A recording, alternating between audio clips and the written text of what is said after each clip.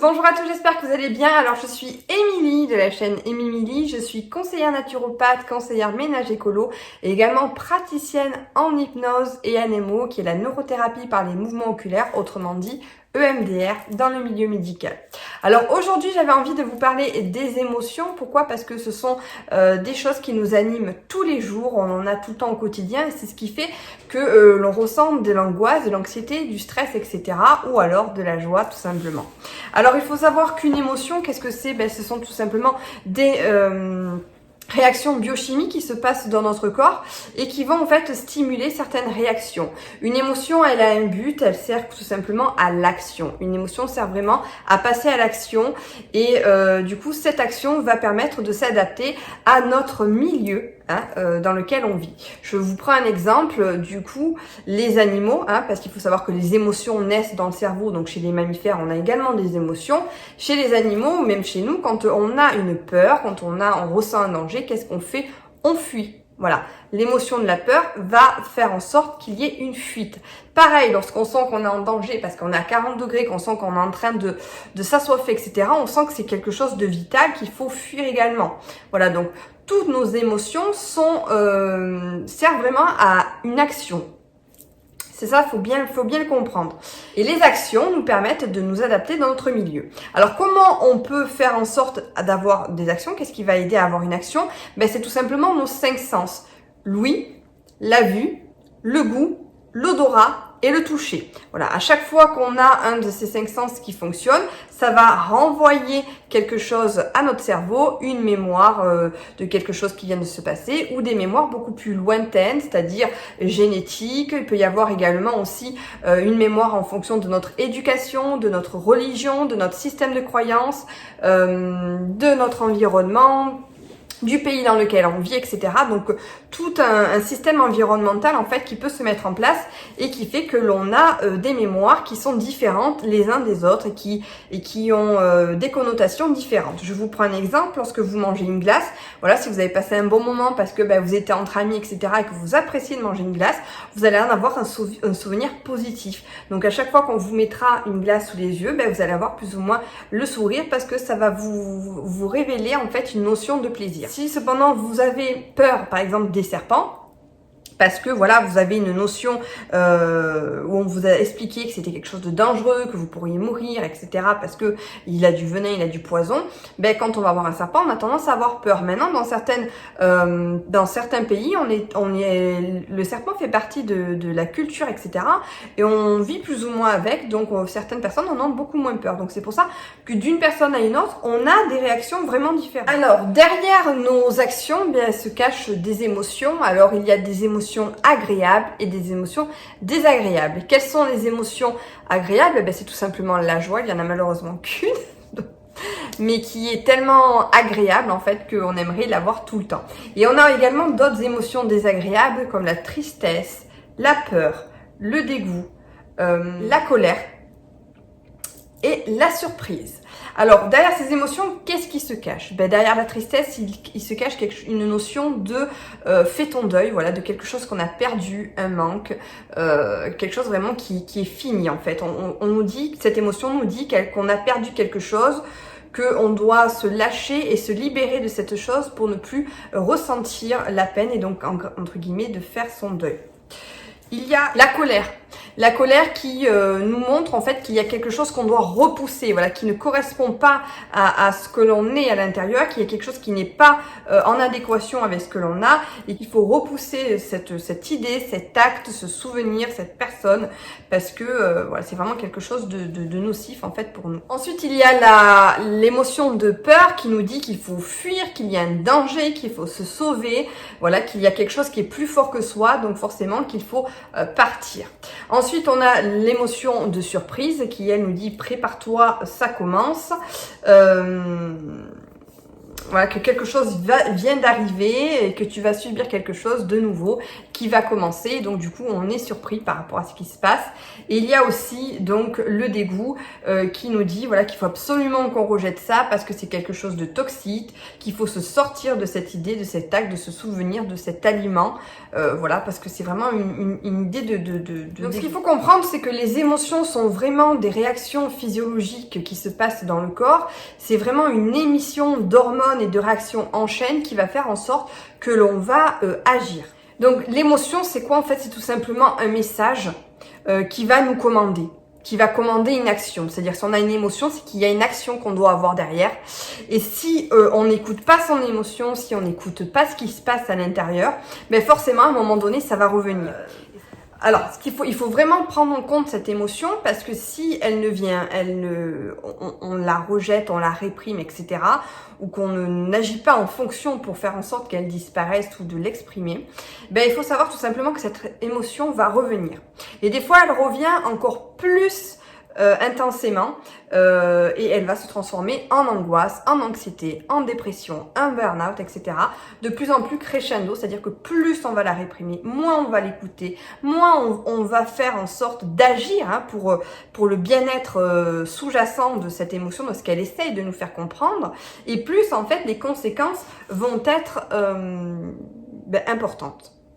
Alors, donc du coup, il faut vraiment prendre les émotions comme nos amis. Il ne faut surtout pas les prendre comme des ennemis. Elles sont vraiment là comme des messages pour vous dire « help, attention, il se passe quelque chose ». Et il ne faut surtout pas les écouter en trichant. Quand je dis en trichant, c'est-à-dire qu'en fait, il ne faut surtout pas noyer ses émotions sous l'alcool, la drogue, etc. Ça, c'est tout simplement une béquille, mais elle sera toujours là. Le problème sera toujours là parce que vous ne l'aurez pas résolu. Ça, certes, ça va, dans un premier temps, calmer parce que votre inconscient va trouver des solutions pour que vous alliez mieux. Votre inconscient est là pour vous protéger, donc il va vous diriger vers quelque chose qui va vous procurer du plaisir, mais ce n'est que provisoire parce que l'émotion est toujours là, la problématique intérieure est toujours là et elle ressortira d'autant plus belle. Pareil du coup pour tout ce qui se passe dans le corps, parce qu'il faut savoir que lorsqu'on a des émotions, on a tout le système nerveux parasympathique qui va réagir. On va avoir des dilatations des vaisseaux face à la peur, on va avoir la transpiration, on va avoir des rythmes cardiaques qui vont être différents, on va avoir de la libération de cortisol qui va aussi abîmer vos organes, qui va abîmer votre corps, voilà, et qui va faire en sorte de libérer aussi des toxines qui vont vous créer aussi des maladies inflammatoires, des maladies chroniques, etc. Et donc tout ça, voilà, au niveau émotionnel, ça joue aussi sur le niveau physique. Alors, ce qu'il faut comprendre justement, c'est que ce qui se passe au niveau du cerveau, c'est qu'on a le cerveau, la partie limbique de notre cerveau, qui est vraiment le siège de nos émotions, où là vraiment tout se passe, va envoyer un message au cerveau reptilien. Le cerveau reptilien, c'est celui, notre cerveau primitif en fait, que l'on a depuis des années, qui va envoyer un message au corps et qui va faire en sorte qu'on a des réactions dans le corps. Si il y a un danger, etc. Notre cerveau limbique va envoyer au corps le message comme quoi il faut vite courir. Donc qu'est-ce qu'on va faire? On va voir le rythme cardiaque qui va s'accélérer. On va avoir forcément une dilatation des vaisseaux sanguins parce que le sang va être obligé d'affluer. On va voir du coup un réflexe moteur, voilà, où on va courir, et voilà toutes ces réactions en chaîne qui vont faire qu'on va réagir. Et ensuite on va avoir dans un troisième temps le cortex cérébral qui lui va analyser la situation en fonction de nos croyances, de notre éducation, de nos pensées, etc. Et on va se dire non mais là en fait ça sert à rien que tu fuis, c'est pas dangereux, tu vas vraiment, il faut que tu te calmes, il faut que tu te contrôles, etc. Voilà, ferme les yeux, ça n'existe pas, c'est dans ta tête. On va vraiment réguler en fait notre réaction par notre système de pensée. Et souvent, en fait, on a ce schéma-là, en fait, qui se produit. Et ce qu'il faut comprendre, c'est que, en fait, on essaye de contrôler nos émotions. Sauf qu'une émotion, elle ne se contrôle pas. Une émotion, ce qu'il faut vraiment comprendre, c'est qu'elle ne se contrôle pas. Une émotion doit se réguler. Je m'explique. Lorsqu'on essaye de contrôler une émotion, on essaye de contrôler une émotion parce que l'on a appris. C'est-à-dire qu'en fonction de nos croyances, en fonction de notre éducation, en fonction de notre environnement, on a vécu chacun certaines choses, certains apprentissages qui font qu'une situation va être agréable, désagréable ou quoi que ce soit, et on va réagir différemment. Et souvent, on peut entendre lorsqu'on est enfant, par exemple chez des garçons, non, ne pleure pas, tu es un garçon. D'un air de dire, voilà, tu es un garçon, ça ne pleure pas. Donc ça, c'est une croyance en fait. C'est une façon dont on a été éduqué que du coup, en fait, un garçon, s'il entend ça, il va commencer à grandir en se disant, mais je dois pas pleurer. Si je pleure, je suis une fille. Donc pour lui, dans sa croyance, voilà, il faut vraiment qu'il intériorise son émotion, qu'il ne la libère pas. Alors que franchement, ça fait du bien de libérer une émotion. Tout le monde a besoin de la libérer. Hein. C'est pas une fin en soi de la contrôler. Et donc du coup, en fait, il va grandir comme ça. Donc pour lui, en fait, il va la réprimer, voilà, il va la contrôler. Ensuite, il y a les facteurs psychosociaux. Hein. On a cette fameuse, on a la société en fait, on a des contraintes sociétales qui fait que voilà, on ne s'exprime pas. Par exemple, dans un milieu professionnel, on essaye de rester digne, humble. Donc quand on a une émotion de tristesse, on essaye de la contrôler également, hein, parce que dans notre tête, on se dit, attends, je suis au boulot, ça craint, il y a mon patron, etc. Donc par-dessus, on va encore rajouter quelque chose, et donc du coup, voilà, pyramide, ça s'imbrique, et on en arrive à des émotions qui sont imbriquées les unes dans les autres et qui vont devenir très complexes. Donc vraiment, ce qui est important, c'est qu'il ne faut surtout pas garder et réprimer ses émotions pour avoir ce sentiment de sécurité. C'est complètement faux. Une émotion, il faut savoir que lorsque qu'on exprime une émotion, elle se divise par 2, et lorsque l'on la garde à l'intérieur, elle s'imprime. On dit qu'elle s'imprime et elle se multiplie par 2. Voilà, donc vraiment, il vaut mieux l'exprimer, la diviser par 2 que de la garder et de l'imprimer par 2. Donc si vous avez envie de pleurer, vous avez envie d'exploser, etc., faites-le. C'est un petit peu comme l'effet cocotte minute. Vous voyez, quand on a les soupapes,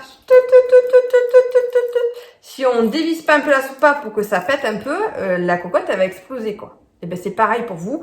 Vous allez exploser, mais de différentes façons. Burn-out, dépression, maladie chronique, maladie inflammatoire. Vous allez créer des TOC, des phobies, des troubles alimentaires. Vous allez vous diriger vers de la drogue, etc. Voilà, de l'alcool. Enfin, tout ce système-là de processus en fait que l'on peut mettre en place pour essayer de compenser parce qu'on n'en peut plus et qu'on est vraiment Voilà, donc une émotion, qu'est-ce qu'on doit faire? On doit la réguler. Donc pour la réguler, comment on fait? Déjà, en fait, il faut analyser la situation, essayer de faire en sorte de s'y habituer.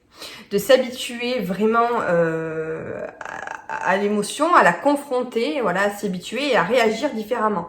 Comprendre qu'est-ce qui se passe, comprendre pourquoi on a réagi comme ça et essayer en fait de trouver d'autres solutions face à cette situation-là qui nous fait peur pour tout simplement qu'on apprenne, qu'on ait de nouveaux apprentissages pour fonctionner différemment face à ce stimuli et faire en sorte que notre réaction ne soit pas excessive, ne soit pas réprimée, ne soit pas contrôlée, mais qu'on agisse différemment pour faire en sorte vraiment de l'intégrer et de faire en sorte que ça soit ok. N'oubliez pas qu'en hypnose, on a des solutions pour gérer les émotions, hein, donc si ça vous intéresse, n'hésitez pas à me contacter, je fais des téléconsultations, c'est tout à fait possible. Voilà, j'espère que cette petite vidéo vous aura plu, je vous fais de gros bisous, je vous dis à bientôt.